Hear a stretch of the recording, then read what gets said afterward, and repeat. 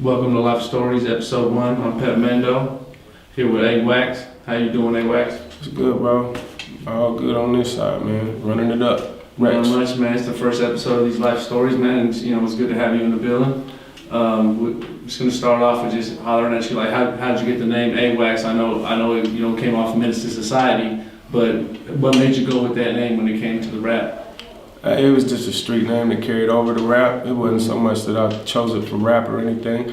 When I became into the gang world and shit, I had one name and I outgrew that name. I was a little somebody, and at one point I was doing too much in the streets to be a little anybody. So some of my homies came together and was like, you should be A-WAX. Like, it drew similarities to the movie. Like, you done did enough dirt, like you could kick back now and you got your own little homies now. Like, you up there now. So I earned that in the streets, and then it just followed me in life. So when I started rapping, I carried it with me. Definitely. So how old were you when you first started rapping? I mean, even before you came out with Savage Times, or when did you start rapping? Like, were you freestyling as a kid? Yeah, I didn't just rap as a kid. I used to know all the lyrics to other rappers. I listened to a lot of rap music when I was a kid, Barry of rap, and I used to memorize songs of Sibo or Spice One or whoever I was listening to at that time. I memorized their shit, and I didn't rap at all. Then I started gangbanging about 15, and my homies would ride around rapping in the backseat, like, we're gonna do somebody like this. We catch them, this is what's gonna happen. Like, we would ride around on that shit, and that's how I started rapping in the backseat with the pole on me. You know what I mean? No, for sure. And you had the album From Junior High to the Pen. So what inspired that? Like, that at that age, you was heading to the pen. Yeah, exactly. It's self-explanatory. Like, a lot of people went to high school, and I didn't get that far on in life. I just ended up getting tried as an adult when I was pretty much just turned 16. I'd come out of being 15 years old. So, like, when I first got to prison, I had seen I was on the yard and seen some kids coming through on like a Scared Straight program. So, like, I was on the fence looking, and it was like my whole class. It was like 2-3 of my homies in there. Everybody I knew, teachers and shit. I was like, oh shit. So that was like the inspiration for that thing, having to go through that. It's like a surreal experience to have to go from being in a classroom with all these people, like just 6 months ago, to being on this side of the fence with an ID and a prison uniform, and they just walking through trying to be like, yo, this is who you don't want to be like, you know what I mean? No, for sure. Yeah, so that's really what it was, just having to experience something like that. It was like, not many people go through it, and maybe I thought if I shared my experience, I could save somebody else having to try to go down that road on their own, you know what I mean? No, for sure. And what do you feel like being that young in prison, it helped you, further when it came to the rap career? Like, did you feel like you kind of buckled down, you were able to concentrate on, what I want to rap, I'm going to come out, I'm going to do this, or I was just good at it, naturally, for some reason. Like, it was a way for me to hustle in prison. Once I got to jail, I started writing a little bit in my cells and in jail. Even before I got to jail, my homies was telling me, like, man, it's music programs in there. You go in there, get ready, you hit the studio when you get there. So I was like bracing up to become an artist in jail. Like, fuck it, I'm just gonna go in there. And then when I got there, it wasn't like what I thought it was gonna be, the music programs and shit. So I found other ways to hustle. I would ghost write for people that couldn't write. Like, there was a lot of pimps in prison, so and then there's a lot of, it's also a lot of, illiterate people that can't even write their own name or read a book, but they embarrassed about that shit, but they want to write home to their family, so they'll go to the pimp nigga on the block and they'll pay him, here go $10, write me a letter to my girlfriend, so they'll maintain their relationships like that or whatever. So I seen that happen, and I'm like, man, I'll make you a rapper, bro. You can make a song, send a song home, tell your people you're doing good. So people will give me $50, write them a song, take them to the studio, show them how to lay it down, and do the whole shit. Or else I battle rap artists. If I knew somebody come from another gang, they'll be like, man, your homie versus our homie, it's meat on the yard.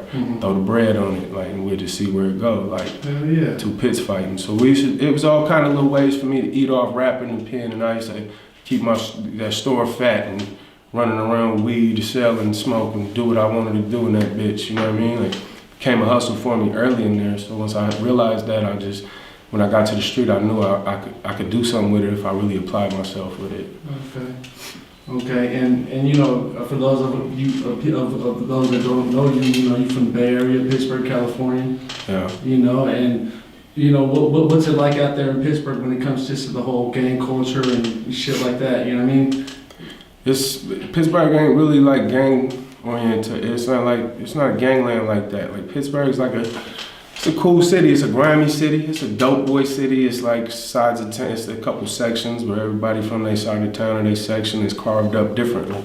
But it's not like gang shit. It's the North Edge, they be on it like that, on some gang shit. Mm-hmm. So I always got along with them, but like I say, I went away young. When I was young, I got into the gang shit when I moved away from here, and then it just stuck with me. But when I was real young, even in junior high, shit, 6th, 7th grade, I was running with the North Days, or I knew some Southsiders, or I knew these people. I knew everybody, and I would bounce around. I sold dope, so I would go around and buy dope from these people, sell it to these people, cook it up, get double up, try and I was just trying to take advantage, get a dollar where I could everywhere when I was young. So I knew a little bit of everybody, but I wasn't affiliated or I wasn't a part of nothing, you know what I mean? Mm-hmm. And then I got in some trouble. And back then, the police would give you an option. The judge, they'll say, if you got any family out of state, you could go out of state for X amount of months, or else we're gonna send you to CYA. So that's how I got in the habit of going out of state. I would take the option with the judge and be like, well, I got family in Washington. Mm-hmm. So they'd be like, well, get up out of here. And I'd leave state for 3 months, go post up, and then meet people out there and get whatever hype they on. I'm in the streets trying to get money, and they was pushing one kind of line and get involved with what they involved with, met some people from Compton, tapped in and just made a friendship. So whenever I bounced back and forth, I was always Bay Area, Compton, Seattle. Like, it was always those 3 connections for me. It wasn't always like I was just stuck in the Bay. I had to leave a lot. So that's how the gang shit for me came into play. Like, I got the gang shit somewhere else. Like, my sister got raped by a Crip. One of the little youngsters, 12 years old, got killed on some shit that was behind me. He was trying to look up and trying to emulate what we was doing and dress like us, and some Crips killed him, and them kind of things put me into motion to be into the gangbanging world. It wasn't like I woke up one day and just said, this sounds like some cool shit to be, you know what I mean? It's like, I was in the streets way before rap on that gang shit. So for sure. For me, the gang shit's a whole completely different thing. When people say, what's gangs in Pittsburgh, California? That has nothing to do with what it means to me. Like, I've been on active shit before. You wear blue around me, I used to press a line on you and ask you where you from. If you was a certain set, we're gonna go up all the way. And it's still up with some people, but for the most part, I ain't no active gang member out here like pressing people. So the gang shit is what it is. But if someone asks me where I'm from, I still tell them where I'm from. I still rep my shit, and it always is what it is. I don't roll up in the pen. I always hit the main lines, do my thing, you know what I mean? Yeah. And then, you know, R.I.P. Woodie for sure. How did you meet Woodie? I met Woodie fresh out the pen. I was like I said, I did some demo tapes in the pen and was sending them out to people. So I had a little buzz out here, and then when I got out the pen out there, I came down and was just like trying to find my way into the scene. Mm-hmm. And one of my homeboys was like, I know someone named Woodie. Like, he having a party in the presidential suite in this hotel tonight. Come through, I'm gonna introduce y'all. So I was like, let's roll. Just slid through. Had a little sit down with him in a little suite and basically got introduced. Dude told him I just did some time and whatnot. We just kicked it for the night. And then he basically gave me an invite to the studio, like, come through sometime, man, fuck with me. Let's get some music and do what we do. But it was like, it was lit. Like, I came through, it was big old presidential suite. Come in, he like sitting back in the back of the room. There's pit bulls running everywhere inside the hotel. There's gang members flamed up, 40s and pistols everywhere. It's like a movie, you know what I mean? Oh, for sure. Like, little hood rat bitches through there. It was literally like lit, like type shit. So when I met him, it wasn't like I just met him like, yo, what's up? It was like he was on some boss shit. I'm fresh out with not a dollar in my pocket, just with the clothes I got on my body was pretty much all I had to my name at that point, you know what I mean? And I was coming from a place in life like, You do all that time in prison, you know, ain't nothing in life for free. Don't nobody give you shit for free. Ain't nothing free. Mm-hmm. And he coming to me like, man, like, I'm gonna throw you opportunity. Like, I was appreciative of that shit. Like, ain't nobody gave me shit in my life, brother. For sure. So that's how I met Woodie, bro. That's why my loyalty's always undying, and I love that. I love him like my brother. You know what I mean? Rest in peace to my brother. True life stories. You feel me? And then how about how'd you meet Jack? Jack. I know he's from the same city, Pittsburgh. You know, it's a proud city when it comes to it, and I think you guys are two of the best to do it. You feel me? Shit, I just met Jackie in the streets, like running around Pittsburgh. I got home, I was doing my little music and getting my name up, and he recognized it and met him just in traffic one day, and he was like, man, I see what you're doing, bro.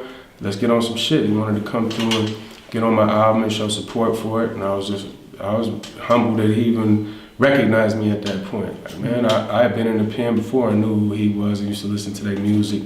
And just being from Pittsburgh, I was proud of anybody putting out music from this section, like on some hometown shit. Like, that's where I'm from, that's my section. If I don't care if he was made the NFL or pro baseball, anything. If you make it out of here and this environment and how hard everybody had it coming up, like, man, I've always been like the type to tip my cap to that kind of shit.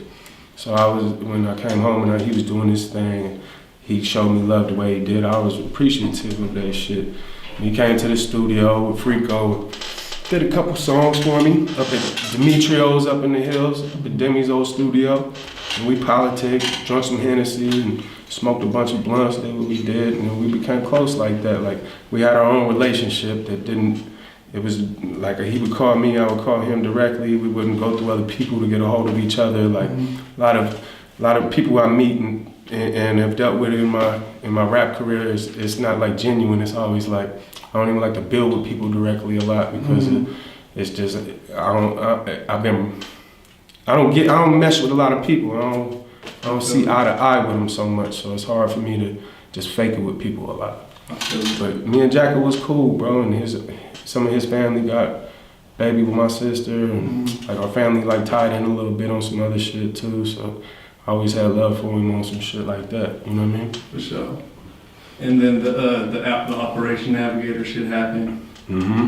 That shit happened, and it was just like, I don't know, like it is what it is. Like, I was disappointed in Jacka that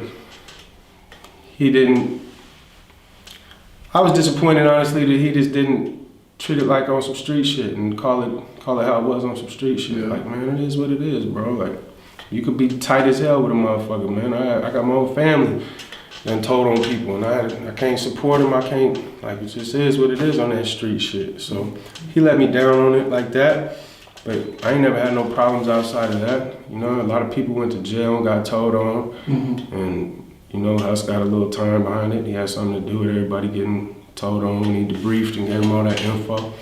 Got that safety valve or whatever the fuck, so it is what it is, man. Like, I in hindsight, like, it wasn't none of Jacka's business other than he was friends with dude, and all I was like was like, I was looking at it from a standpoint like, look, man, we rappers, we role models from the P. People look at us and look at what we do, and the youth look at us, and they gonna make decisions going forward in their life that can fuck their life up and make or break their life going forward. Like, if we gonna be the role models, we should kick it the way it is. If you get caught out of the state with 15 kilos in your trunk, you're gonna do 10 years minimum. You're not gonna do 3 years. You ain't getting no magical deal because you're a special rapper. Like, so for Hustler to kick that message when he got out, I was anti that. And I wanted Jacka to be anti that too, and he wasn't, so it disappointed. So that's where we had a difference of opinion. Never went beyond that, nothing serious beyond that. You know what I mean? That's where it stemmed from. It wasn't nothing personal between me and him. And we was close before that too, but I couldn't just pretend it wasn't there. I had to call it what it was. I had to take my own stance. It wasn't like I was ever jealous of them and wanted to take their place. I was always proud of them putting on the P until I wasn't proud of that situation and said, hey, we gotta take a stance on this together. And in my head at the time, I thought he would've came with me and said, you know what, he's right. Like, he's saying something that's right. And he would've came with me, and in a perfect world, me, Jack, and Ryder would have just did music forever, and FedEx or whoever, and they would have all just pushed him out the situation, dude who wasn't solid in the situation. Right. But it went a different way, so I just had to play it the way it played. You know what I mean? For sure. And then, it ain't no surprise to everybody. You got the Joe Blow chain. How did that whole situation come into play? I mean, we seen the whole smoke shot video, but like before the cameras came on, how did you run into him? Like you see, like fuck. Yeah, like I don't know, dude. I don't know him. I ain't never met him to be having words with him. I guess he just wanted to make a name for himself, so he jumped into some shit between me and them and started doing diss records about me. But I was just like, man, if I ever get a chance to get back at him, I'm gonna get back at him. So when I seen him, I checked his temperature, did what I did, just seen what he was talking about. And he pump faked. Like he be saying, he try to make it seem like, why did I record it? Why did I put footage out? I recorded it because you ain't do shit. He acted like he had a gun, went in his counsel. I went up to the window on him after that, after I cut the tape off, and he pulled a pink brush out and was like pretending like he was gonna have something when it was his daughter brush or something. So I was like, to me it was funny. Let the Barbie brush. Yeah, but you let his side tell it. They try to put their spin on it. They like came through 20 deep. You know. Oh, he a police. He recorded it. We was gonna blow. Joe Blow was gonna blow him down. He had that 30 out the window on him. Like, no, bruh. No, bruh. Like, soon as he acted like he had something, the camera went off, and I walked up to the window for real and seen what time it was, and that's what no one seen. Like, it was a pink brush. He was acting like he had it, and he lucky he didn't get blued that bitch in his hand. You know what I mean? But right, go out like that. I don't know that man. Man tried to get some clout off me, so I spun it around. You know what I mean? His chain was. I didn't even know his chain was coming, bro. Honestly, I was on eBay one night, and they said, man, try these mystery boxes. So I bought this mystery box, bro. They like Bay Area mystery box rappers. I was like, what the fuck? So I ordered it. It was like $89.99, and then it came with like Joe Blow chain, some CDs and shit. I was like, yo, what the fuck? So I put that shit on, started doing videos with it and shit. Pass it around. Like I don't know, that chain just fall into my lap, you know what I mean? I feel it. Yeah.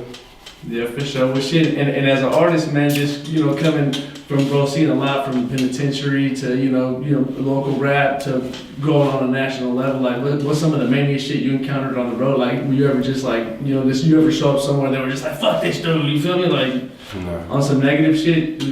My reputation, my name precedes me wherever I go. Like, when I touch down, I got troops on the ground, or I got people coming with me. I ain't out there in the streets reckless like that. I'm really tapped in wherever I go. I really got real love out here in these streets, and I move a certain way, man. I move real militant, you know what I mean? I move like a gang member, but I've been doing that since I was a kid. That's how they've been trying to get me going for a long time, since way before rap. So I've been on some gang shit, so that's why I always just moved accordingly, no matter what. I don't really worry about that kind of shit. When I land, I got something with me ASAP. I worry about security before I worry about getting high or anything like that. When I move, I'm not reckless. I don't be thirsty with bitches coming and going at the room and nothing like that. And like, we taking cell phones in the lobby. Ain't no bitches recording nothing. We taking all that shit, purses and cell phones. Like, hell yeah. We move militant. You know what I mean? For sure. And just without too much, like, you got some crazy story from being on the road on some. I mean, it's all kind of crazy stories, bro. You know what I mean? I done been. Like, what's some wild shit you got into? You feel me? I done got into some shit. I had to fire up somebody's shit on Waka shit, like, pretty much. I was in Arizona one time and on a Drake tour with Waka, and it was a pretty big tour. It was like 2 Chainz bus. It was like a bunch of buses back to back. So it was 2 Chainz and French Montana, Waka, Drake. Everyone got their own bus, and it's going city to city all around this whole bitch. So we start in Concord, LA, Arizona, all this shit, and we get to like the Arizona stop, and I seen somebody that was just from my own side, from claiming my gang, but really wasn't from my gang and shit, just like falsely claiming it and starting friction among my homies, trying to start internal beefs and shit. So I had to address it on the scene, and it became a little situation. I ended up putting my hands on somebody and DPing him in front of the tour buses. And like Waka mom got pretty mad at me over it. It was like, you gonna get Waka kicked off the Drake tour? you fucking shit up, he just getting solidified and shit, you know what I mean? Like, it's crazy because it stand out to me because like I never really fit in the industry like that, like how I get down and shit. I never really see it in certain lights and shit, and I had to learn from that. Like, man, sometimes you gotta just think and pick your situations for the right spot, you know what I mean? Because I'm in an opportunity with big artists and all kind of opportunity to further my career, and I can't get my head out the streets, you know what I mean? So sometimes it just being the number one spot in the music industry or being in rap, that's not like everybody's goal. I never really had intentions to reach the top. I just wanted to make good music or better music than most of the people, everybody from where I'm from or my section. I just try to perfect the craft and don't focus on who's big or who got the number one spot of sales or nothing. I don't too much give a fuck about that. As long as I'm got people recognizing my music and bringing, I could support my family off of it, I'm not too much tripping off nothing else. I feel it. Hell yeah, you putting P on the map everywhere you go, bro. We proud of you, you feel me? I appreciate it. Either way, but so what would you tell the up and coming artists right now? You know, just do your thing. Have your own, put your videos out on your own YouTube channel, on your own Bebo channels. Don't rely on other platforms. Use them or just use them to cipher some of their viewers and subscribers over to your own. But the sooner you get your own subscribers and your own channels, the sooner you monetize and get on it, that's the better. It's like having 2 revenue streams for your career. It's like you can have your own channel, and then you can have your own, all your streams and all your music sales will be coming in on one door, and then the other door, all your advertising from on your videos or your blogs or whatever you're doing, it all comes in simultaneously and you can get your money.